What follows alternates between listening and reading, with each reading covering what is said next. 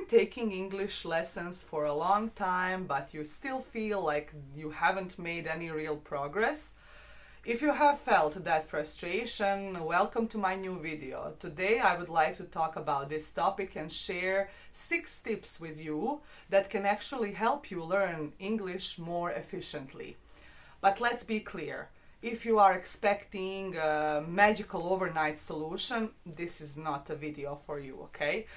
If you are a type of person who likes to hear the truth, welcome to my video and let's dive in. So hear me out, okay? This is nothing out of this world, I know, but sometimes adult learners overlook the most basic tips, and this one, if you actually put it into practice, does wonders, okay? Repetition matters. You have to make a conscious effort to use the new words, the new grammar points you learned, okay? You cannot avoid using them. Sometimes students make a bigger effort to avoid, to go around a new word or a new grammar. So I hear this. A lot of students sometimes say oh, I wish I had learned English when I was a child, or I wish I had had a better teacher in school or something like that. Well, have you ever wondered why kids learn so fast? Why do they pick up, languages so quickly? Well, spend a half an hour with a 4-year-old and you will get all the answers. I mean, kids don't mind repeating the same question, the same phrase, like a gazillion times, okay? They don't care, they don't mind, and that's how they learn, and that's it.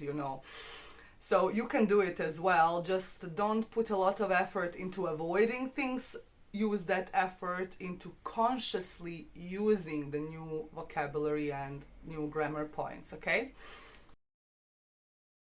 Let's go to the second one, which is take meaningful notes.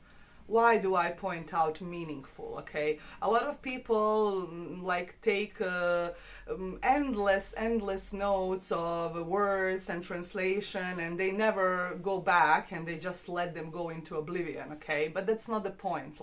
What can you do with 3 notebooks full of vocabulary that you have never, looked at again, okay? Nothing, basically. Old school, pen and paper, meaningful notes. What does it mean? Think phrases, chunks, not isolated words. So let's take the most basic example. Imagine you're a beginner and you are just learning means of transportation in English, for example. So instead of just writing down train, tren, car, coche, etc., try to use chunks, okay? You need chunks to communicate. Traveling by train.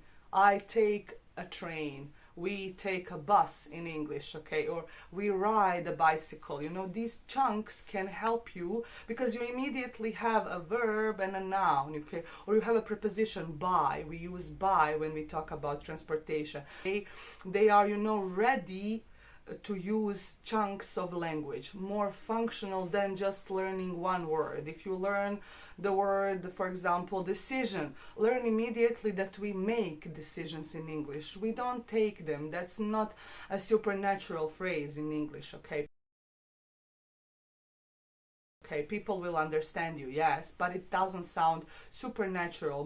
More natural phrase is make a decision. So immediately put those chunks together and practice them like that, okay?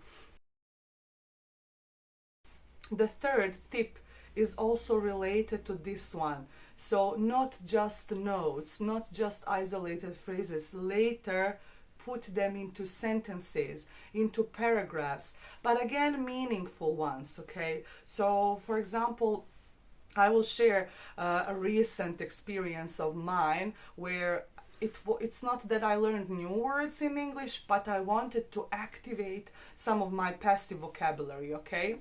a setback, for instance. I used to use problem more, or issue, for instance, but setback is quite a particular expression if we talk about, for example, minor setbacks at work, or a major setback in my career, something that prevented progress or slowed down or stopped progress. So I wanted to activate, to be able to use this word automatically without thinking. So what I did was to actually write some paragraphs, with this word intentionally. I actually hand wrote those. I wrote about some minor setbacks that I sometimes, face in my daily tasks, or I wrote about one of the major setbacks in my career, or something like that. And I also wrote how I usually overcome setbacks, etc., etc. And now, after that, I noticed also that this word pops up, in my head automatically. So, I started owning it. So I always say, English is not my native language, so I can actually share real tips, Even to this day, I still activate, certain vocabulary that maybe got more passive over the years, This happens in your native language as well. You don't use old words, you have. So sometimes you have to consciously activate things, and sometimes this happens with new words, Now, tip number 4, answer incomplete sentences, When you attend a lesson, try to use full sentences, This is especially important for beginners. Don't just give one word answers, I know this works in real life conversations, we don't always give full sentences, We can normally communicate by, giving one word responses, I know that happens. Some people aren't really talkative, but here we gotta do also sometimes some things that are not supernatural, like in real life. How else can you learn? I mean, improving your sentence structure, making natural sentences in English. Actually, you cannot do that if you never, form full sentences. Imagine you're practicing simple past and you only answer to your teacher like, yes, I did, or no, I didn't. Well, where are all the other verbs, So, it's also again about being conscious. Try to answer in full sentences, and also ask your teacher questions, Act like, you are in a real conversation. So how about you, and what do you like, So you are allowed to do that. It should be a dialogue. Of course, your teacher's job is to do that, to engage you, but you have to give your part as well,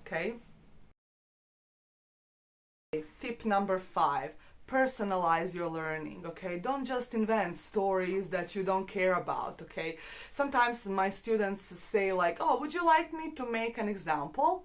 Not really. You know why? Because if you talk about some random stuff, you will not remember that, Last year I tried to take also some one-on-one Spanish lessons, and in one of the lessons my teacher wanted to help me learn some natural verb plus prepositions, collocations in Spanish, and one of these was quejarse de algo. So she asked me to talk about some things that people in my country usually complain about, So I said something like, la gente en mi país suele quejarse del gobierno, o del tiempo, de los sueldos, de los precios, de vivienda, o algo así. And we ended up laughing because we noticed that people in our countries, tend to complain about the same things. I will never forget this phrase, quejarse de algo, because I participated in that conversation with my teacher, and by making, these real life examples, by speaking about real stuff that happens in my country and that happens in her country, that helped me memorize this phrase much more than if I had invented, I wouldn't have probably remembered it that well if I had invented some random examples just to fill, the silence, or by saying that. So it's not about that, learning should be fun, but it should be real, By the way, if you would like to practice English in a real life way, in a fun way, and learn some functional, language expressions, you can find my contact info in the description box below. And the last one for today, this is not exactly something you can do within the lesson, but as we know, learning doesn't stop when the lesson ends, okay? You gotta take it outside of the classroom. So what can you do? Again, this is not something extraordinary, but as I said earlier, sometimes basic things work the best, So this is something that I actually recommended to a lot of my students, and the ones that tried reported back to me, and they had a lot of success. Recently I was working with one of my students, and I taught him some useful phrases that he can use in meetings. For example, if you want to remind people about time, you can say, I'm sorry, but we are running out of time.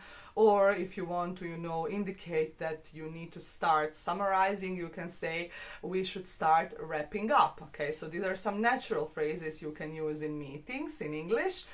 But then my learner told me, oh, Alma, this sounds awesome, but I don't think I will ever remember these phrases. They don't seem very easy to remember. And he was a bit, discouraged at first. But I told him, okay, first of all, don't say that. Like in my class, you are not allowed to say, I will never use this, okay? Unless it's something that's totally irrelevant. In that case, maybe I will agree with you. But to say that something is too difficult for you to use, nope. You're not allowed to say that, because I'm here to help you, okay? So we can do it together. And then I told him, okay, you know what you can do? Use your post-it notes and write them down and stick them, somewhere near your computer, at your, on your desk or something like that. And then next time when you are in a meeting, try to consciously use them, okay? Like push through that discomfort and use these expressions. After, a few lessons, after maybe like a week or something like that, he came back to the class and he was so excited to share it with me that he got to use them and it was successful, So he just scanned, quickly that note, and he tried to use these expressions in a meeting.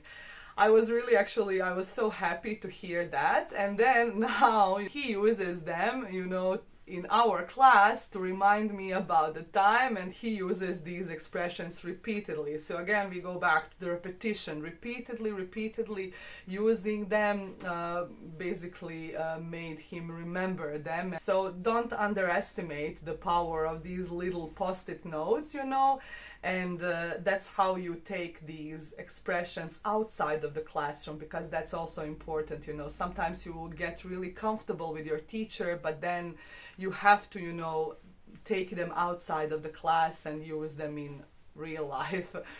So if you're still here, thank you so much for watching this video. And remember, learning a language, learning English in this case, takes time, okay? It's not something you can do in 3 months. If someone is trying to promise you that you can do it in 3 months, honestly, don't trust them. I wish it could be done, but it's really not possible to learn a language in 3 months.